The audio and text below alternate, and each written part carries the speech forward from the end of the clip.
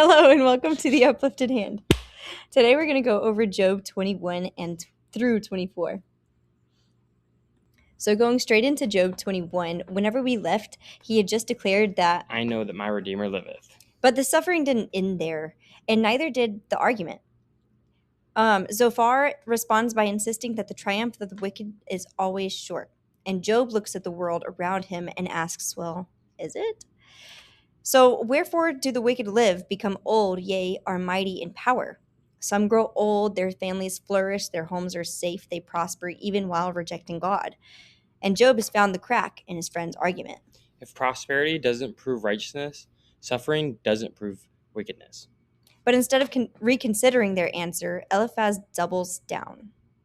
Going into Job 22, Eliphaz starts naming Job's supposed sins. You withheld water from the weary, bread from the hungry. You mistreated widows and the vulnerable, except... Scripture never told us that Job did any of that. So his friends are so certain that suffering must be equal punishment that when they can't find Job's sin, they still fill in the blanks themselves. And now we can't really feel the problem Come Follow Me asks us about earlier. They aren't wrong that God is just. they're wrong in believing that means They know why Job is suffering. Job has heard enough explanations about God, so once again, he turns toward God himself. Boom. Now, Job 23, verses 1 through 9. Oh, that I knew where I might find him.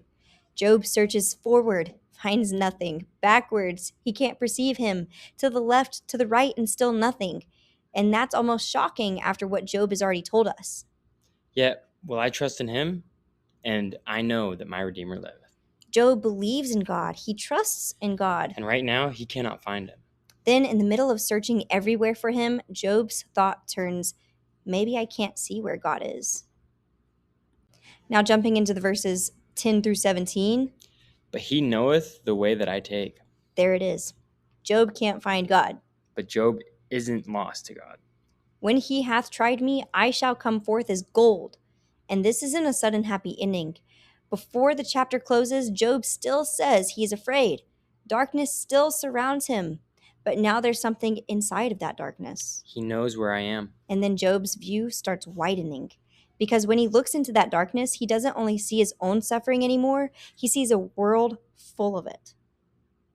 Going into Job 24, Job sees land being stolen. He sees the poor pushed aside, hungry people working among food, thirsty people laboring where wine is made, people crying out under oppression.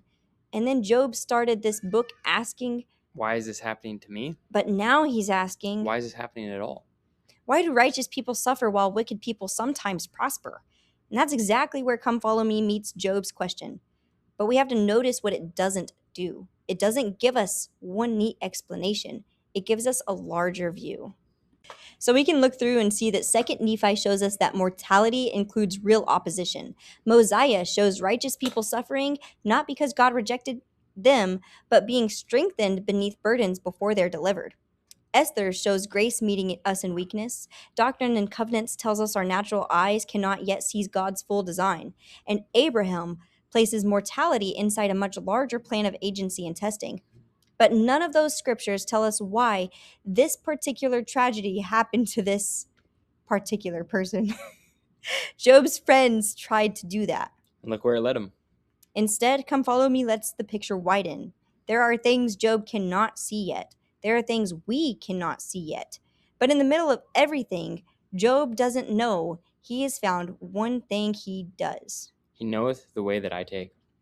And that's where we leave him. Job has asked the wicked why the wicked prosper, why the righteous suffer, why God seems hidden, why injustice continues, question after question after question, and next, God answers from the whirlwind.